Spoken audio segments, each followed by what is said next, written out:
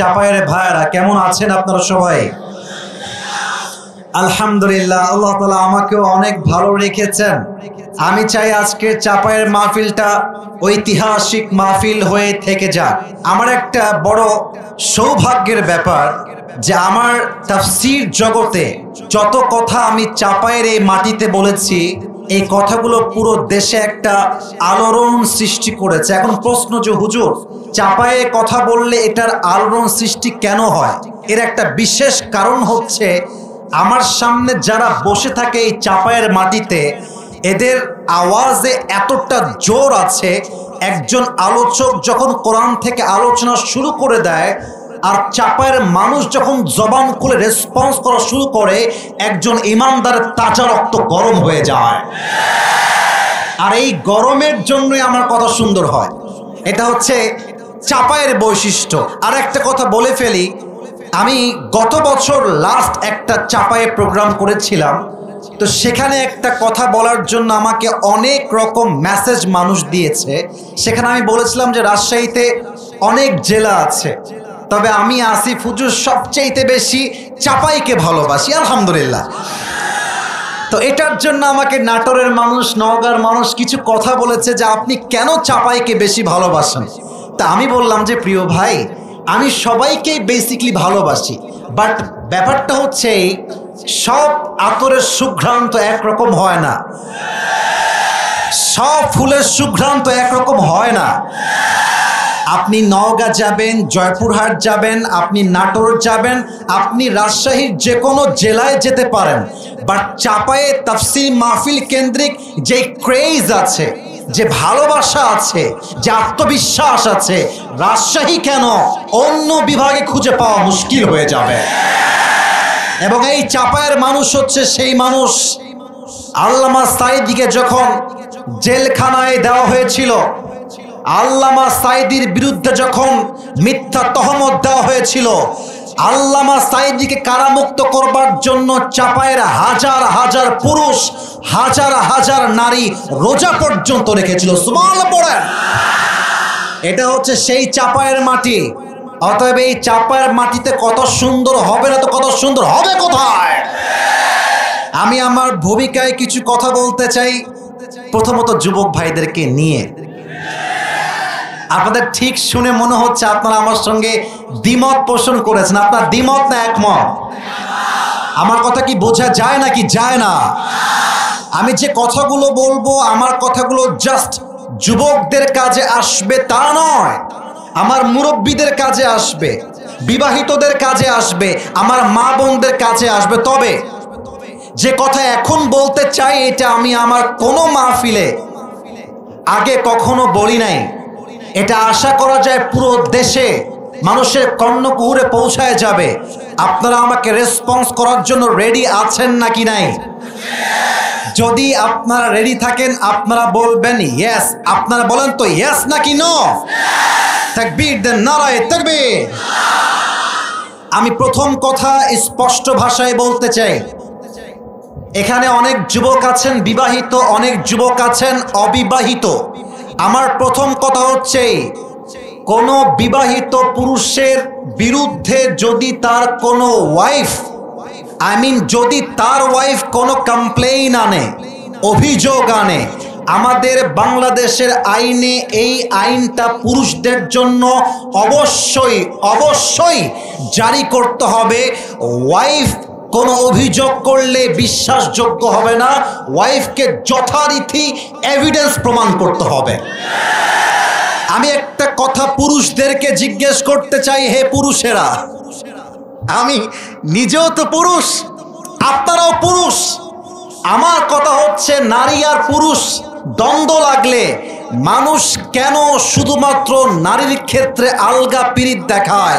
আমার কথা, পুরুষের ক্ষেত্রে বৈষম্য তৈরি হয় কেন? রাস্তায় একজন মেয়ে আর একজন ছেলে ঝগড়া হচ্ছে, মারামারি হচ্ছে, আমরা পুরুষ জাতি বড় বেঈমান। আমরা আগে গিয়ে নারীর পক্ষপাতিত্ব করি এবং এটার সুযোগ নিয়ে কিছু নারী পুরুষের চরিত্রে কলঙ্কিত করে রেখে দেয়। যুবক ভাইরা, আমি সব নারীকে এক পাল্লায় মাপতে চাই না। অনেকে বিয়ে করেছেন, অনেকে বিয়ে করেন নাই। আপনার ওয়াইফ যখন বিয়ের পরে আপনাকে নিয়ে অভিযোগ তুলবে সমাজের চোখে, মেম্বারের সামনে, সোশ্যাল মিডিয়ায়, ফেসবুকে, ইউটিউবে, তখন বুঝবেন ঠেলা কাকে বলে, জ্বালা কাকে বলে। এজন্য আমি বলি এমন মেয়েকে বিয়ে করা উচিত যে মেয়ের সঙ্গে ডিভোর্স হয়ে গেল সেই মেয়ে পুরুষের সম্মানে আঘাত করবার চেষ্টা করবে না। 2 নাম্বার আরেকটা কথা বলতে চাই আমার প্রিয় কলিজার টুকরা সম্মানিতা বোনদের জন্য। আমি জানি আমার বোনেরা আমাকে প্রচন্ড সম্মান করেন, কারণ আমি আমার বোনদের পক্ষে কথা বলি। আমি আসিফ হুজুর যুবকদেরকে নিয়েও বলি, মা বোনদেরকে নিয়েও বলি, প্রিয় বোন, যখন আপনি নিয়ত করেছেন স্বামীর বিরুদ্ধে অভিযোগ নিয়ে আসবেন সমাজের সামনে, আপনার যে তালাক হবে এটা কপালে লিখে নিয়ে তারপরে মাঠে নামবেন। আমরা পুরুষ জাতি বড্ড সেনসিটিভ, আমরা সব সহ্য করব, কিন্তু আমার চরিত্রে কেউ আঘাত দিবে, আমাকে কেউ কলঙ্কিত করবে, তার সঙ্গে আমি আজীবন সংসার করব, এটা কষ্টিন কালো সম্ভব হতে পারে না। আর একটা কথা বলতে চাই মেয়েদের জন্য, এটা অনেক মেয়েদের গায়ে লাগতে পারে, বাট চাপায়ের মাটিতে বলতে আমি বাধ্য হচ্ছি। মাথায় রাখবেন, ডিভোর্স হইলে পুরুষের কোনো ক্ষতি হয় না, সব ক্ষতি একজন মেয়ের হয়। আপনার জন্য একটা বিয়ে জায়েজ, আপনি আমারে ছাড়বেন, আই ডোন্ট কেয়ার। আপনার জন্য একটা বিয়ে জায়েজ, আমার জন্য 4টা বিয়ে জায়েজ। আপনি আমার সঙ্গে বেঈমানি করে 2 পয়সা ক্ষতি করতে পারবেন না, বরং আপনি একবার কলঙ্কিত হয়ে গেলে আপনার পুরো জীবনটাই প্রশ্নবিদ্ধ হয়ে যাবে। 3 নাম্বার কথা বলে আমি আমার ভূমিকার কথার ইতি টানতে চাই, কারণ আমাকে কোরআন থেকে তাফসীর পেশ করতে হবে। I don't have enough time, আমার কাছে খুব লম্বা চড়া সময় নেই। মুরব্বীদেরকে বলবো, যুবকদেরকে বলবো, এমন বংশের মেয়েকে বিয়ে করবে যেই বংশের মেয়ে তার স্বামীর ইজ্জত কি তা বুঝে। আজকে 80 ভাগ থেকে 90 ভাগ ডিভোর্স হচ্ছে মেয়ে চরিত্রহীন হওয়ার জন্য, টিকটকার হওয়ার জন্য। আমি কি বলবো দুঃখের কথা, আমার কলিজা ফেটে যায়। ক্লাস 7 এর মেয়ে 8 এর মেয়ে পার্কে গিয়ে প্রেম করে বেড়ায়, ক্লাস 5 এর মেয়ে টিকটকে উলঙ্গভাবে নেচে বেড়ায়। আমার অবাক হয়ে যায় এই কথা বলতে গিয়ে। 18 বছর আগে নাকি বিয়ে করা যাবে না, কিন্তু যেই মেয়েটা 12 বছর বয়সে, 13 বছর বয়সে ইজ্জত দিয়ে বেড়ায়, তার আইনটা কোথায় আপনারা বাড়াবেন আমাকে বলেন। আমি আমার ওয়াজে স্পষ্ট ভাষায় বলেছি, বিয়ের ক্ষেত্রে আইন চেঞ্জ করতে হবে। 18 বছর নয়, মেয়ের বয়স হয়ে গেলে চরিত্রবান যুবক দেখে বিয়ে দেওয়া লাগবে। আর মেয়েদেরকে বলবো, বিয়ের সময় আসলে কিছু মেয়ে আছে দেখবেন টাকা পাইলে বুইড়া টাকলার সঙ্গে বিয়ের পিড়িতে বসে যায় না। চাপায় এরকম মেয়ে তো নাই? আছে আছে আছে। প্রিয় বোনেরা, টাকা দেখে বিয়ে করবেন, টাকা পাবেন, বাড়ি পাবেন, গাড়ি পাবেন, বাট মনের শান্তি বলেও তো একটা কথা আছে। এটা কথা মাথায় রাখবেন। আমার এই কলিজার টুকরা যুবক যারা আজকে এই শিবগঞ্জের মাটিতে এসেছে, ওরা আজকে 0 হতে পারে, ওরা কালকে হিরো তো হতে পারে। আপনি যে টাকলাকে টাকার জন্য বিয়ে করছেন, আগামীতে এমন একটা দিন আসবে এই যুবকগুলো অফিসের বস হবে, টাকলা তার স্টাফ হয়ে কাজ করবে। वक्त हमेशा एक नहीं होता मेरे दोस्त, वक्त बदलता है, लेकिन वक्त बदलने के लिए खुद को कोशिश करना पड़ता है। সময় পরিবর্তনশীল, কালকের 0 আগামী পরশু কিন্তু হিরো হতে পারে। অতএব আপনি মুরব্বীকে অবহেলা করতে পারবেন, বাট যুবককে আপনি অবহেলা করতে পারবেন না, সে ইতিহাস বদলায় ফেলতে পারে। আল্লাহ মেয়েদেরকে বোঝার তৌফিক দান করে পড়েন সবাই আমিন। আর বাবাদেরকে বলবো, বাবারা মেহেরবানি করে আপনি আপনার ছেলেকে বিয়ে দিয়ে দেন, প্লিজ বিয়েটা দিয়ে দেন। আপনার ছেলে যদি গুনাহে জড়িয়ে যায়, এর প্রত্যেকটা দায়ভার কিয়ামতে আপনাকে বহন করতে হবে। আল্লাহ বাপজানদেরকে বোঝার তৌফিক দান করে পড়া আমিন। আপনাদের বউ আছে কার কার একটু হাত তুলেন তো, বউ আছে কার কার? আচ্ছা মাশাআল্লাহ, হাত নামান। এবার হতভাগা কপাল পোড়া যাদের বউটো কেউ নাই তারা একটু হাত তোলো সোনামণিরা। কই আমাদের স্যাররা কোথায় দেখেন? কারো বউ নাই এ আমি বিশ্বাস করি না। আল্লাহ সবাইকে দিনদার নেককার বউ দিয়ে দিক। পড়েন সবাই আমিন। বাপ মাকে বোঝাবা আব্বা আমাকে বিয়ে দাও বিয়ে দাও বিয়ে দাও, যদি বিয়ে না দেয় নিজের মতো বিয়ে করবা, পরে গিয়ে বলবা আব্বা আমি বিয়ে করে নিয়েছি, তোমার যা মন চায় করো, I don't care about it. আমার পারমিশনের চাইতে আমার চরিত্র আর ঈমান রক্ষা করা সবচেয়ে দামি বিষয় যুবক ভাই। আসুন আমরা স্লোগান দিব আল্লাহর নামে 3 বার। প্রথম স্লোগান দিবেন আমার বিবাহিত ভাইরা। বিবাহিত ভাইরা একটু কাশি দেন দেখি। দেখা যাক কারা জিতে আজকের এই মাহফিলে। সিঙ্গেলরা চুপ থাকবেন। বিবাহিত ভাইরা, জাস্ট বিবাহিত ভাইরা, নারে তাকবীর। ওরে বাবা রে বাবা, সাউন্ড কিন্তু খুব ভালো। এরকম সাউন্ড তো অন্য জেলায় পাই না রে ভাই। আচ্ছা এবার সিঙ্গেলদের পালা। সিঙ্গেলরা একটু কাশি দাও। আমি নাম্বার দিব না, আমার মুরব্বীরা নাম্বার দিবে। সিঙ্গেলদের পালা। আমার বিবাহিত ভাইরা চুপচাপ থাকবেন। সিঙ্গেল ভাইরা নারায়ে তাকবীর। বিবাহিত ভাইরা আমাকে মাফ করে দিবে। আজকে আমার সিঙ্গেল ভাইরা 30 নাম্বার বেশি পেয়ে পাস করেছে, ঠিক কিনা বলে? এবার আর কোনো ভাগাভাগি নেই, আমরা সবাই মিলে তাকবীর দিব। একটু কাশি দেন। এবার প্রমাণ করবে চাপায়ের মানুষ আসলেই কাপুরুষের সন্তান না বীর পুরুষের সন্তান। এটা ক্যামেরায় রেকর্ড হচ্ছে, কালকে পুরো দেশ ছড়িয়ে যাবে। দেখা যাক সাউন্ড কেমন হয়। নারায়ে তাকবীর। আল কোরআনের আলো, আল হাদিসের আলো, কোরআন হাদিস যেখানে, আলেম ওলামা যেখানে, চাপাইবাসী যেখানে, আল্লাহ যেন কবুল করে। পড়েন সবাই আমিন। প্রিয় ভাইয়েরা আমার, আমি অল্প সময় কোরআন থেকে আলোচনা করতে চাই, তবে কেউ যদি আলোচনার মাঝে উঠে যায় নিজ দায়িত্বে লুঙ্গিটা টান দিয়ে ধরে বসায় দেওয়া লাগবে, তবে লুঙ্গি যেন খুলে না যায়। আপনারা সবাই থাকবেন না যাবেন? আমাকে সময় দেওয়া যাবে নাকি যাবে না? আমি আল্লাহর কোরআন থেকে আলোচনা শুরু করতে চাই, তবে আগে একটা কথা ডিক্লেয়ার দিতে চাই। আগামীতে নির্বাচন হবে। আমাদের প্রথম দাবি, আমরা আগামীর দেশে কোনো নারীকে ক্ষমতার চেয়ারে আর দেখতে চাই না। সেকেন্ড কথা, আমরা শুধুমাত্র পুরুষকেই দেখতে চাই। It's exactly not like that. আমরা এমন একজন পুরুষকে দেখতে চাই যে পুরুষ আমাদের দেশের প্রধানমন্ত্রী হবে, তার যোগ্যতা এতটা হাইলি কোয়ালিফাইড হবে। আমার দেশের প্রধানমন্ত্রী চাইলে জাতীয় সংসদে দাঁড়িয়ে দেশের মানুষের পক্ষে যেমন বক্তব্য দিবে, আমার দেশের প্রধানমন্ত্রী চাইলে জাতীয় মসজিদ বাইতুল মুকাররমে দাঁড়িয়ে জুমার খুতবা দেওয়ার যোগ্যতাও রাখবে। এমন নেতা আমরা আগামীর বাংলাদেশে চাই কি চাই না? অনেকে চেষ্টা করছেন কোরআনকে দমিয়ে দেওয়ার জন্য, অনেকে চেষ্টা করছেন আলেমদেরকে কলঙ্কিত করবার জন্য, কিন্তু মাথায় রাখবেন ইসলামের বিজয়কে আল্লাহ সুনিশ্চিত করেছেন। আপনি থাকলেও বিজয় হবে, না থাকলেও বিজয় হবে। এবার আসুন আমরা তাফসীরে ঢুকে যাই। আমি তেলাওয়াত করেছি 10 নম্বর পারা। একটি সূরা আছে, সূরাটার নাম হচ্ছে সূরাতুত তাওবা। বলেন সবাই সূরাটার নাম কি? একটা সূরা যে সূরার শুরুতে বিসমিল্লাহ নাই, এই সূরাটার নাম কি বলেন তো সবাই? এই আওয়াজ কমে যায় কেন? চাপায়ের ভাড়া, আমার মান সম্মান নষ্ট করবেন না, এটা চাপায়ের মাটি। সূরাটার নাম কি?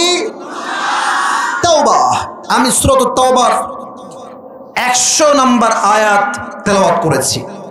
আমি আমার আলোচনার গভীরে যাওয়ার চেষ্টা করছি, কেউ আমার মনোযোগকে ডান বাম করবেন না। আল্লাহ তাআলা বলছেন, ওয়াস-সাবিকুনা আল-আউওয়ালুনা মিনাল মুহাজিরিনা ওয়াল আনসার। মুহাজির এবং আনসারদের মধ্যে প্রথম ঈমান আনয়নকারী, যারা প্রথম ঈমান এনেছে। মুহাজির কারা? যারা মক্কার থেকে হিজরত করেছে, আনসার কারা, যারা এদেরকে সাহায্য করেছে, সুবহানাল্লাহ পড়বেন না আপনারা সবাই? আল্লাহ বলছেন ওয়াল্লাযীনা তাবাউহুম বিইহসান, এবং তাদেরকে যারা অনুসরণ করেছে, রাদিয়াল্লাহু আনহুম ওয়া রাদু আনহু, Allah subhanahu wa ta'ala is well pleased with them and they are well pleased with Allah subhanahu wa ta'ala.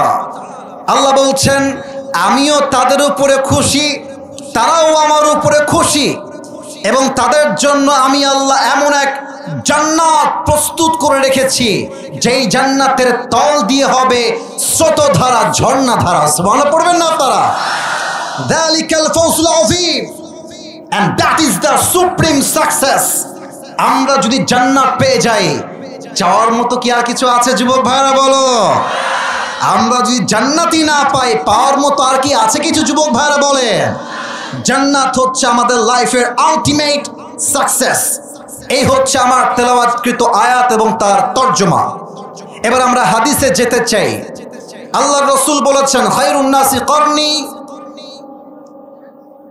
ثم الذين يلونهم ثم الذين يلونهم. The best of people, those who are my generation. আমার যুগটাই হচ্ছে মানুষের মাঝে শ্রেষ্ঠ যুগ। এরপরে তারা যারা তাদেরকে অনুসরণ করেছে, অর্থাৎ তাবিঈন। এরপরে তারা যারা তাদেরকে অনুসরণ করেছে, তাবিঈ তাবিঈন। সর্বশেষ একটা হাদিসের আরবি বলতে চাই, তরজমা বলে আমি আমার ঘটনার দিকে ফিরে যেতে চাই। কথা কি বোঝা যায় নাকি যায় না? আপনারা না বললে আমি বুঝি কেমন করে? বোঝা যায় নাকি যায় না? হাদিস, আল্লাহর রাসূল বলেছেন আসহাবি কান্নুজুম, আমার সাহাবীরা হচ্ছে নক্ষত্রের মতো, তারার মতো। আমার সাহাবীদের মাঝে যাকেই তোমরা অনুসরণ করবে তোমরা হেদায়েত প্রাপ্ত হয়ে যাবে। সুবহানাল্লাহ পড়েন সবাই। আমি আজকের আলোচনাকে তিনটা ভাগে ভাগ করতে চাই। চাপায়ের ভাইদেরকে অ্যাক্টিভ দেখতে পাচ্ছি। আরে এরা আমার সামনে বসে আছে, বিড়ালের বাচ্চা নয়, সব বাঘের বাচ্চাগুলো আমার সামনে বসে আছে। দেখা যাক এরা আমাকে শেষ পর্যন্ত কতটুকু রেসপন্স করতে পারে। বলেন, আজকের শিবগঞ্জের এই ফুটবল মাঠে আলোচনার বিষয়কে আমরা 3 সেক্টরে শুনতে যাই, 3টা ভাগে শুনতে চাই। এবার বলেন কয়টা? একটু আস্তে হলো যে, বলেন সবাই কয়টা? আমাদের আলোচনার মূল বিষয়বস্তু হচ্ছে সাহাবাদের জীবন ও আদর্শ। এটাকে আমরা 3টা ভাগ করতে চাই। 1 নাম্বার, সাহাবীরা নবীজিকে কেমন করে ভালোবাসতেন, 1 নাম্বার। 2 নাম্বার, সাহাবীদের ব্রেভনেস তথা পাওয়ার, স্ট্রংনেস, সাহসিকতা কত বেশি ছিল আমরা সেকেন্ডলি জানবো। And final one, third one, শেষে আমরা জানবো সাহাবীদের ঈমান কতটা তরতাজা ছিল। এই চাপায়ের ভাইরা আমার দিকে তাকান তো সবাই। এইটা আমার মুখে কি কথা না বললে ওয়াজটি করা যায়? এটার নাম কি? আচ্ছা, আমি যদি কোরআন হাদিসের বাহিরে যাই আপনি আমাকে কাউন্টার দিবেন, not a big deal. But আমি যদি হক কথা বলি, আপনার সঙ্গে যাক কিংবা না যাক আপনাকে একমত হতেই হবে, ঠিক কিনা বলে? এবার আরেকবার প্রশ্ন করছি, এটা আমার মুখে কি? এবার উত্তর দেন তো। দাড়িতে আমাকে এই যে সোনামণি, নতুন নতুন নতুন, বসো, ধরো ধরো ধরো, এই তোর বিয়ে হবে না, বসো। এই যে লাল বাবু বসো। এই যে আমার এই দাড়ি রেখে আমাকে অসুন্দর লাগছে না সুন্দর লাগছে? না, আওয়াজ পায় না। আরেকবার দেখেন, অসুন্দর না সুন্দর? আনস্মার্ট না স্মার্ট? অনেক মেয়ে আছে দাড়ি দেখলে বলে খ্যাত। তাদের জন্য বলবো, যাদের নবীর সুন্নতে দাড়ি রাখার পরে, নবীর ভালোবাসায় দাড়ি রাখার পরে যদি কোনো মেয়ে বলে আপনাকে দাড়ির জন্য খ্যাত লাগছে, তাকে সোজা ভাষায় বলে দিবা, আপনার মতো রুচির মেয়ের জন্য আমার মতো বীর পুরুষ পারফেক্ট নয়। আপনার জন্য বিটিএস এর হিজড়া ছাড়া সেকেন্ড কোন অপশন আমার কাছে না। আরে দাড়ি রেখেছি নবীর ভালোবাসায়। যে আমাকে দাড়ির জন্য বিয়ে করতে চায়, ওয়েলকাম ইন মাই লাইফ। আর যে আমাকে দাড়ির জন্য বিয়ে করতে চায় না, ও তোমার বউ হওয়ারই যোগ্যতা রাখে না। আচ্ছা, এবার একটা হাদিস শেয়ার করতে চাই। আল্লাহর রসুলের ভালোবাসা কাকে বলে? মুতার যুদ্ধে আল্লাহর রসুল, এই যে left side, no, don't shout, don't make any noise, এটা করা যাবে না। আমি আমার পুরো জীবনের সমস্ত শক্তিকে উজাড় করে কথা বলছি। যে সাউন্ড করবে, নয়েজ করবে, সে স্পষ্ট বিরুদ্ধাচারণ করবে। আর এখানে প্রত্যেকটা যুবক মুরব্বী চাতক পাখির মতো বসে আছে। এই মনোযোগ নষ্ট করলে চুল পরিমাণ ছাড় দিয়ে কথা বলতে পারবো না আমি। আমার হাদিস আপনাকে শুনতে হবে। আজকে নিয়ে চেঞ্জ হয়ে গিয়েছে, ফেমাস বক্তা আসবে। What is this? যে ফেসবুকে ফেমাস, যে টিকটকে ফেমাস, সেই নাকি ভালো আলেম। আরে বেটা, ভিউজ দিয়ে যদি যোগ্যতা প্রমাণ হয়, তাহলে হিরো আলমের মতো সফল আর কেউ হতে পারবে না। ঈমান লাগবে, আমল লাগবে, ইখলাস লাগবে, চরিত্র লাগবে। আপনারা আমাকে নিয়ে ঠিক করতে দেন। আমি আসার পরে সেলফি নিয়ে মারামারি, স্টেজ ভেঙে যায় মাঝে মাঝে। আর এতে করে আমার মনের মধ্যে কি আসে? আরে আমি তো অনেক বড় হয়ে গেছি। আরে যে ব্যক্তি বক্তব্য দিচ্ছে তার মাঝে ইখলাস হারিয়ে গেলে খোদার কসম রাত 3টা পর্যন্ত ওয়াজ করলে হেদায়েত আসবে না। আমি আপনাদের পায়ে পড়লাম, যান, পায়ে পড়লাম। আমার ওয়াজ শোনেন, বোঝেন, জীবনে কাজে লাগান। এ দেশটা কাজে দিবে, সমাজটা কাজে দিবে। আমার জীবন পরিবর্তন হবে, আপনার জীবন পরিবর্তন হবে, ঠিক কিনা বলে? মুতার যুদ্ধে আল্লাহ রসুল 3000 সাহাবীকে যুদ্ধের জন্য রিক্রুট করছেন, প্রস্তুত করছেন। 3000 সৈন্য, আর কাফেরদের সৈন্য হচ্ছে 1 লাখ। কোথায় 3000 আর কোথায় 1 লাখ? আল্লাহ রসুল বলছেন, সাহাবীরা শোনো, আনা সাকুমু বিহাম বিল কিয়াদাতি আইনা আনতা ইয়া যায়েদ। আমি এই যুদ্ধের জন্য যেতে পারছি না। এই যুদ্ধের প্রথম সেনাপতি হবে আমার পালক পুত্র যায়েদ। আইনা যায়েদ? যায়েদ তুমি কোথায়? দাঁড়িয়ে যাও। যায়েদ দাঁড়িয়ে গিয়েছে। আনা মুস্তাইদুন, হে রাসূল আমি প্রস্তুত আছি। সেকেন্ডলি আল্লাহর রাসূল বললেন, এই যুদ্ধের সেকেন্ড সেনাপতি হবে, সেকেন্ড কমান্ড হবে আমার চাচাতো ভাই জাফর বিন আবি তালেব। কোথায়? তুমি দাঁড়িয়ে যাও। দাঁড়িয়ে গিয়েছে। 3 নাম্বার, এই যুদ্ধের সেনাপতি হবে আব্দুল্লাহ বিন রাওয়াহা। কোথায়? তুমি দাঁড়িয়ে যাও। 3 জন দাঁড়িয়ে গিয়েছে। এবার রাসূল ডাক দিয়ে বলছে, তোমরা বাসায় ফিরে যাও। ইযহাবু ওয়া সাল্লিমু আলা আহলিকুম, বাসায় গিয়ে বিদায় নিয়ে আসবা আর বলবা, আম্মা জান, এটাই তোমার সঙ্গে আমার জীবনের শেষ দেখা হতে পারে, আমাকে তুমি ক্ষমা করে দিও, তোমাকে আলবিদা, তোমাকে সালাম। এবার যায়েদ রাদিয়াল্লাহু তাআলা আনহু দাঁড়িয়ে গিয়েছেন। আয় আল্লাহ, রাসূলের ভালোবাসা কাকে বলে আমি কেমন করে বোঝাই?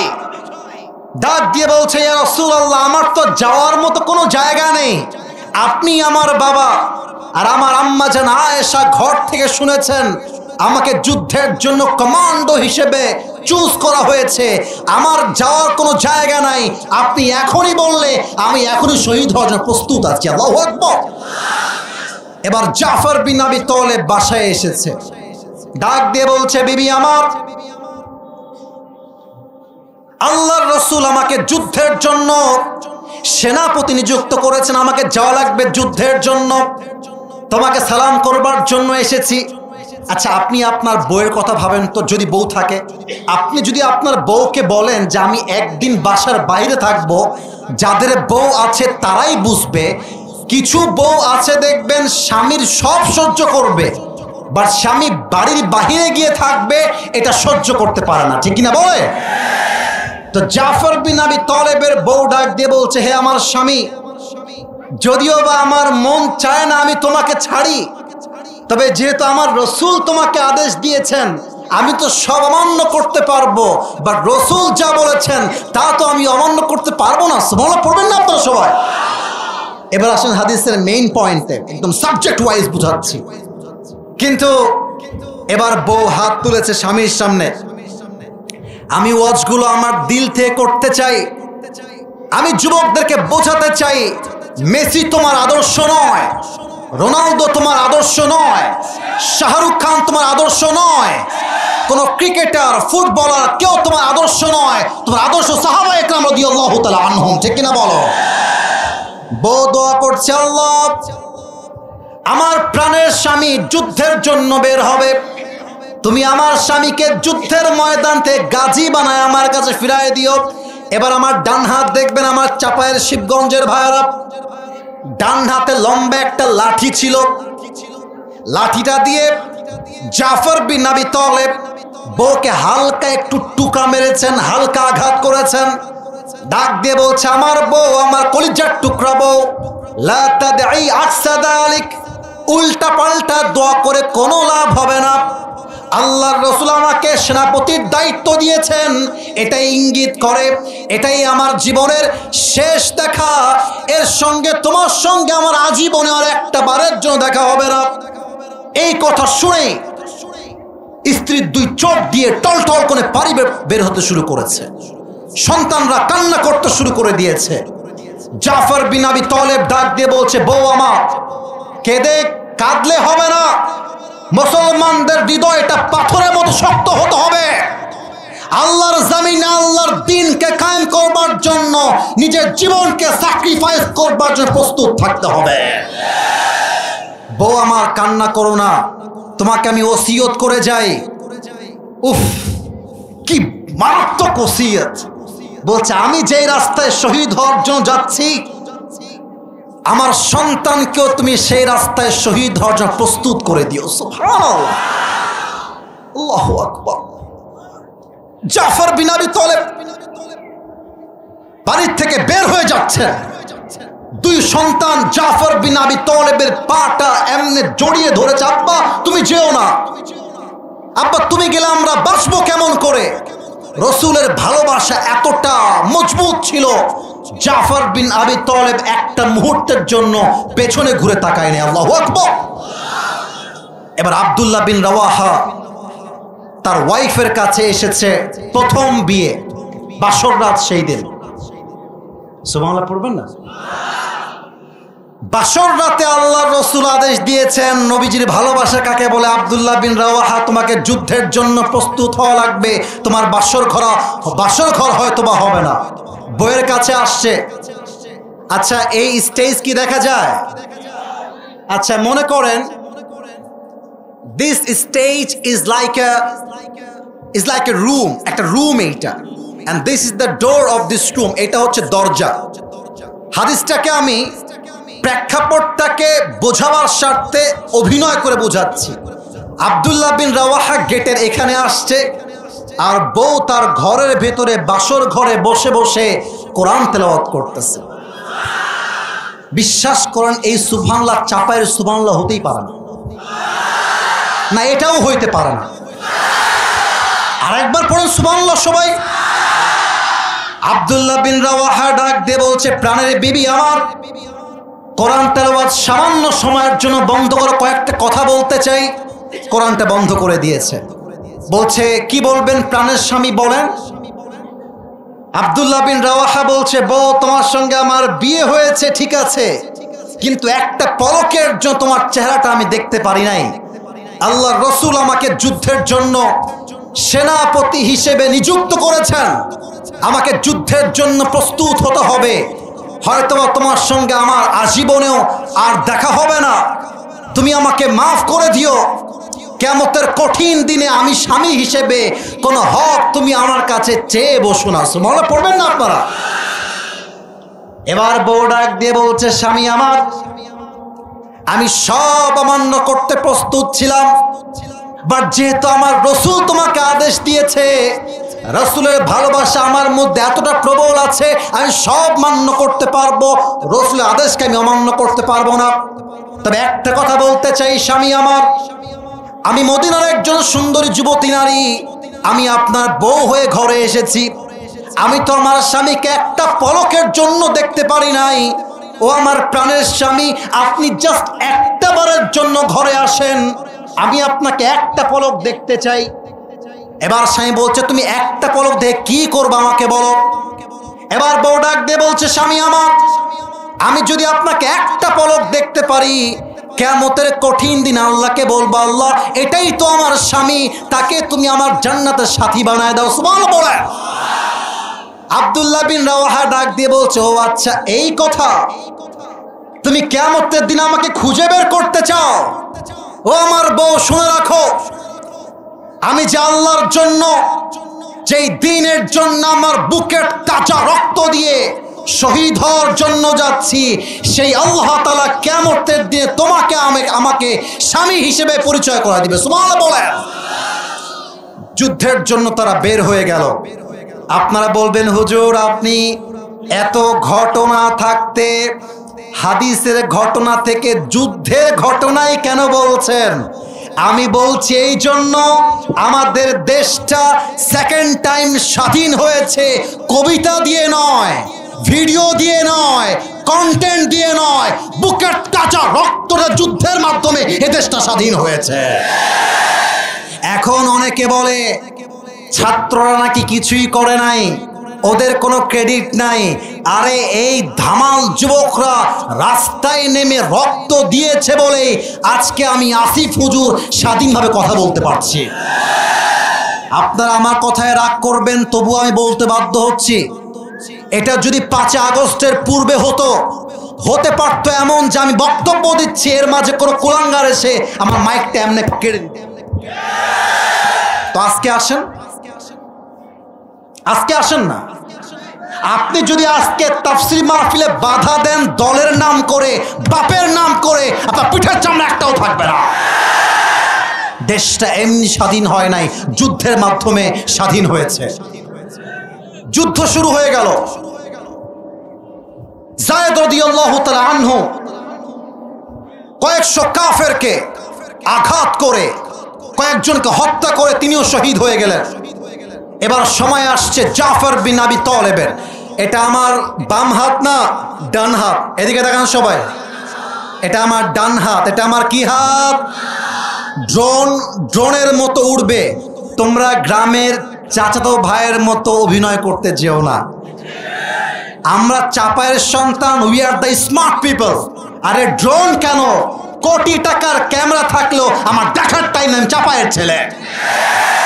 ওকে ওর মতো উঠতে দাও, তুমি আমার দিকে তাকাও। এটা আমার বাম হাত না ডান হাত? তাহলে এবার যুদ্ধটাকে অভিনয় করে বোঝাতে চাই হাদিসের ভাষায়। জাফর বিন আবি তালেব জীবন দিয়ে যুদ্ধ করছেন। যুদ্ধ করতে করতে হঠাৎ করে তরবারিটা জমিনে পড়ে গিয়েছে। আমার 2 হাত দেখা যায় নাকি যায় না? একটু জোরে বললে ওয়াজটা ভালো হবে। দেখা যায় কি যায় না? এবার জাফর বিন আবি তালেব ডান হাতটা দিয়ে তরবারি তুলতে যাবেন, ডান পাশ থেকে একটা কাফের একটা কোপ দিয়েছে। একটা কোপে কবজিটা কেটে জমিনে পড়ে গিয়েছে। এবার বাম হাত দিয়ে তুলতে গেছে, বাম হাতে কোপ দিয়েছে, বাম হাতটা কেটে জমিনে পড়ে গিয়েছে। এবার জাফর বিন আবি তালেব, ঈমান কাকে বলে? Not a big deal, not a big deal. আপনি অন করে দেন, সমস্যা নেই। এবার জাফর বিন আবি তালেব 2 হাত কেটে গিয়েছে। এই 2 হাতের কাটা অংশ দিয়ে ইসলামের পতাকাকে এমন করে বুকের সঙ্গে আঁকড়ে ধরেছেন। সুবহানাল্লাহ বলবেন না আপনারা? আর ডাক দিয়ে বলছে, হে সাহাবা একরাম,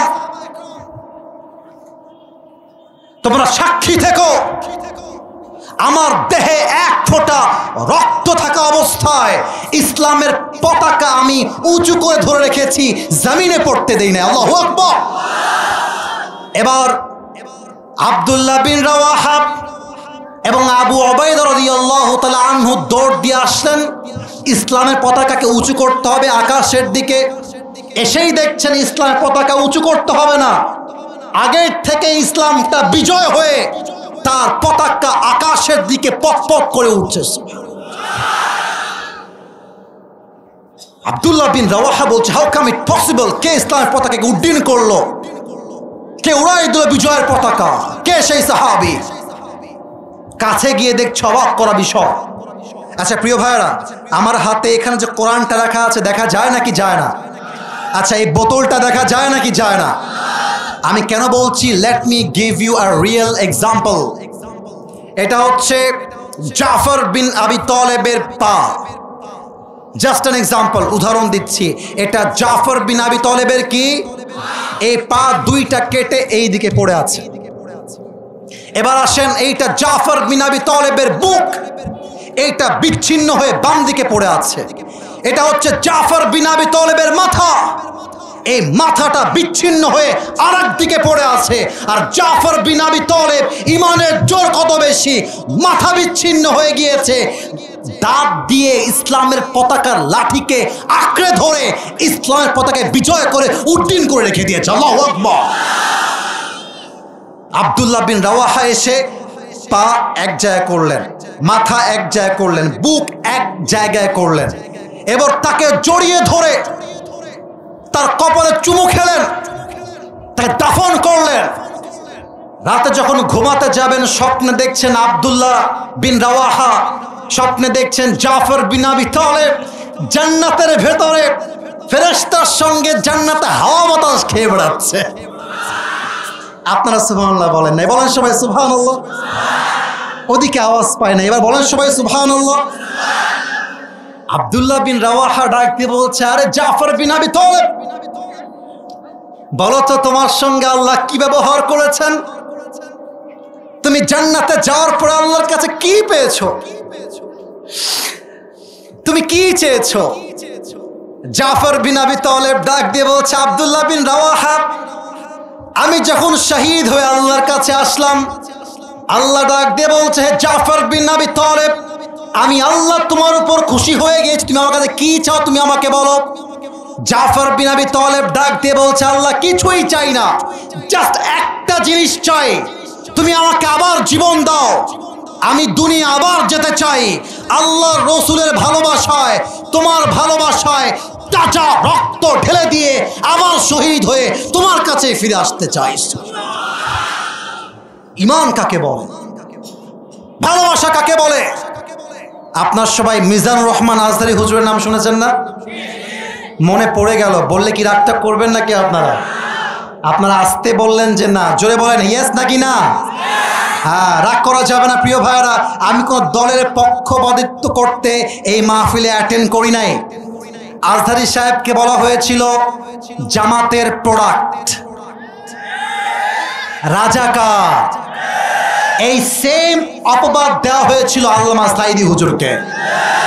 আর উনি কোরআনটা হাতে নিয়ে বলেছিলেন, 1971 সালে রাজাকারের কোনো মাটি আমি সাঈদীর গায়ে লাগে নয়। আমাকে রাজাকার বলে কেউ যদি তা প্রমাণ করতে না পারে, এটা স্পষ্ট প্রমাণ হবে সে পিতৃ পরিচয়হীন অবৈধ সন্তান, সে জারদ সন্তান। আপনারা আমার কথায় মাইন্ড করলেও কি না করলেও কি, তিনি নবীর ভালোবাসায় একটা কথা বাঘের বাচ্চার মতো বলেছিলেন। উনি বলেছিলেন, তোমার দলের চাকা আজকে উপরে আছে বলে যারা আলেমদেরকে ধরছো, জুলুম করছো, জেলখানায় ঢুকাচ্ছ, সময় আসবে এমন ইন্দুরের গর্ত না পালাবার জন্য তোমরা সবাই। সাঈদী হুজুর বলতেন, তোমাদেরকে আমরা যখন নবীর ভালোবাসার কথা বলি, আল্লাহর জমিনে আল্লাহর দ্বীনকে কায়েম করবার কথা বলি, তোমরা আমাদেরকে গালি দাও মৌলবাদী বলে। এত আস্তে ঠিক বললেন কেন আপনারা? বলেন সবাই ঠিক আছে কিনা? আরে মৌলবাদী বললে আমরা তো নারাজ হই না, আমরা তো খুশি হয়ে যাই। আরে কেন? বলে মৌলবাদী আসছে মূল থেকে। মূল মানে কোরআন, মূল মানে হাদিস, মূল মানে আল্লাহ তাআলা, মূল মানে হিজ লাস্ট মেসেঞ্জার মুহাম্মদ সাল্লাল্লাহু আলাইহি ওয়াসাল্লাম। আরে আমরা হলাম মূলবাদী। এবার বলেন তো, গাছের আগায় শক্তি বেশি না গোড়ায়? আরে জোরে কোন, আগায় না গোড়ায়? আমরা হলাম গোড়াবাদী, তোমরা আগাবাদী। বাড়াবাড়ি বেশি করতে যেও না। গাছের ডালে বসে আছো, চুপচাপ বসে থাকো। বেশি বাড়াবাড়ি করলে 16 কোটি মানুষ মিলে গাছের গোড়ায় একটা ঝাঁকুনি মারবে। মামুর বাড়ি দিল্লি গিয়ে পড়বা, তা দিল্লি গিয়েই পড়েছে। অতএব নবীর ভালোবাসা কথা বলবো, আরে আমরা তো স্পষ্ট ভাষায় বলবো। আগামীতে আবার যদি কেউ নবীকে গালি দেয়, অসম্মান করে, আমরা শাপলা চত্বরে বুকের তাজা রক্ত দেওয়ার জন্য প্রস্তুত থাকবো। দুটো হাত তুলে বলা যেতে না।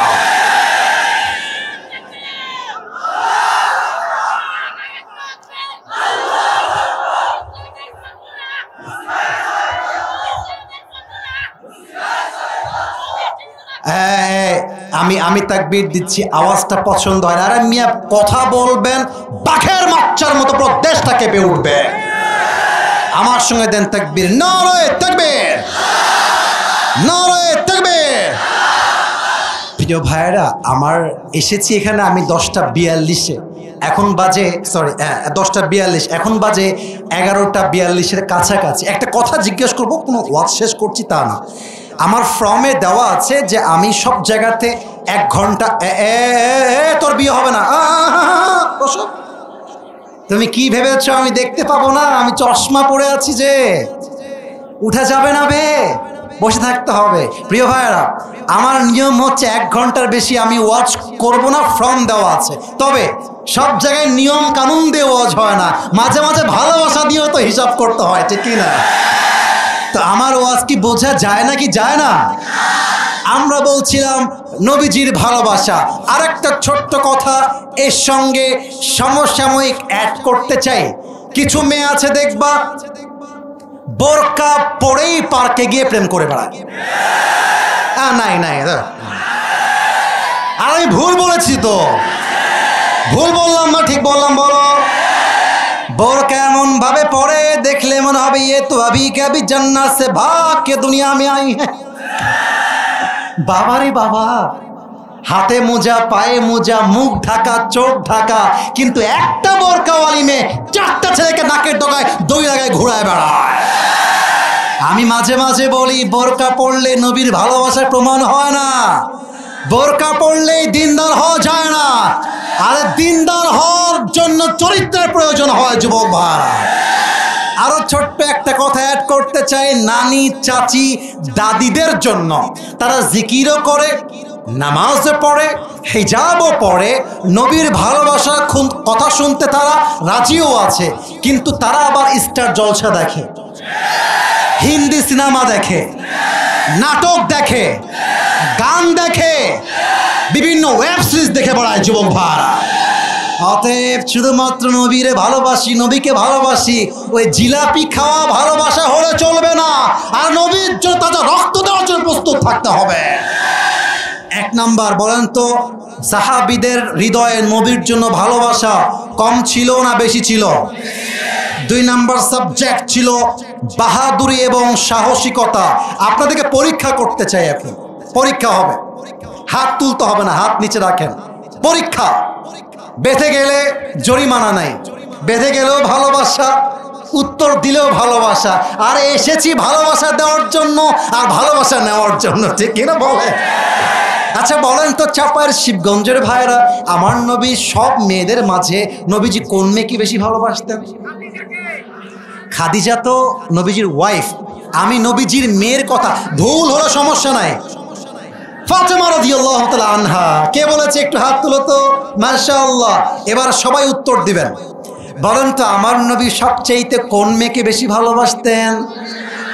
ফাতেমা। আস্তে আওয়াজ পেয়েছি, আবার উত্তর চাই, কোন মেয়েকে ভালোবাসতেন? ফাতেমা রাদিয়াল্লাহু তাআলা আনহা। সেকেন্ড কোয়েশ্চেন, বলেন তো এত এত সাহাবী, বাট আমার নবী ফাতেমার বিয়ে কার সঙ্গে দিয়েছেন? MashaAllah. That's the right answer.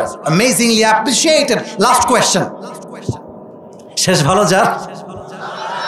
বলেন না শেষ ভালো যার? বলেন তো তাদের পরিবার থেকে 2 জন সন্তান পৃথিবীতে আগমন ঘটেছিল। 1 হাসান, 2 নাম্বার 1 হাসান, 2 নাম্বার। এবার আসেন হাদিসের মূল চ্যাপ্টারে যাই।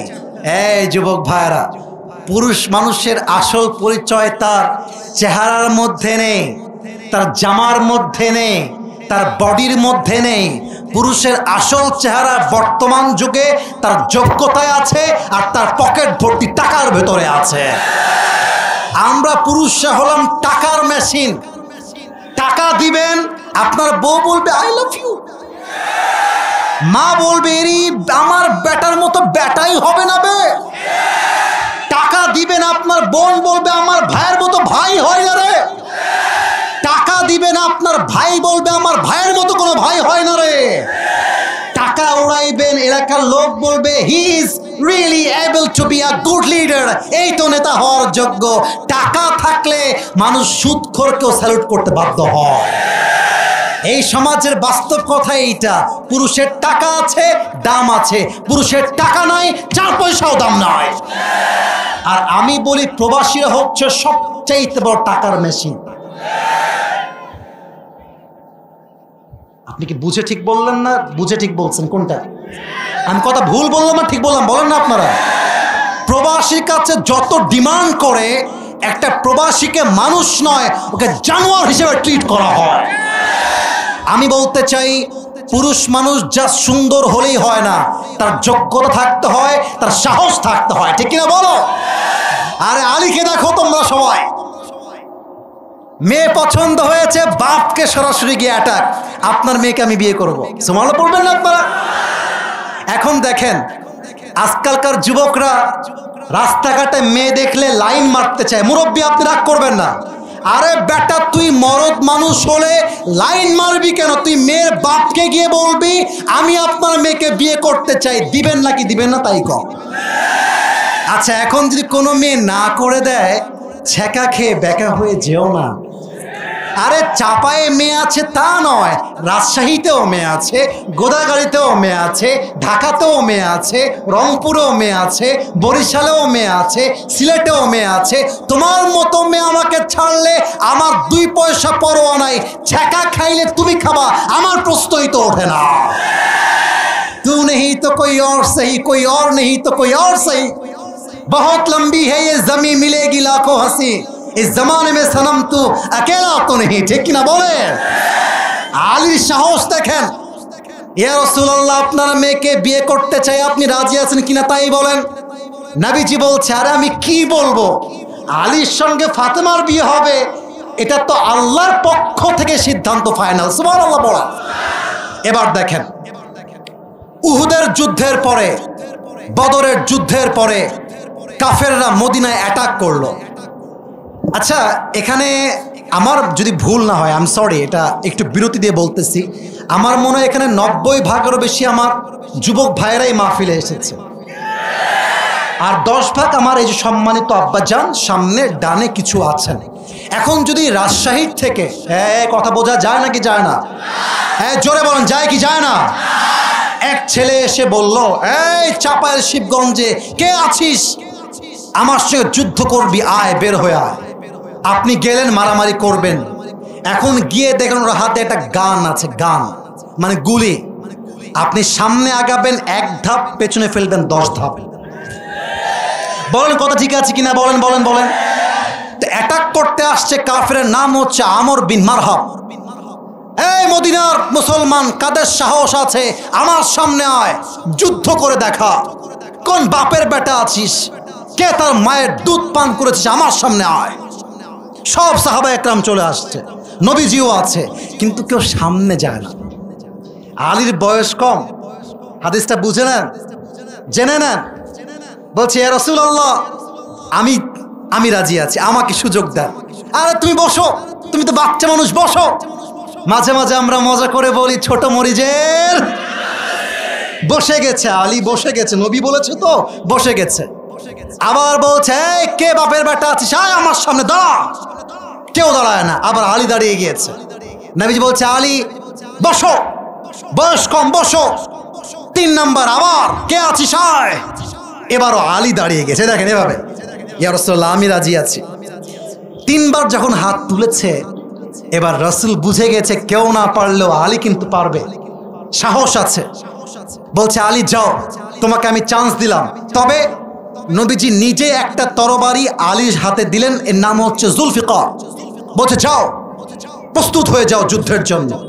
এবার আমি অভিনয় করছি বোঝাবার জন্য, মাইক থেকে একটু দূরে যাব, কথা বুঝতে একটু সমস্যা হতে পারে, বাট আমার চোখে চোখ রাখেন।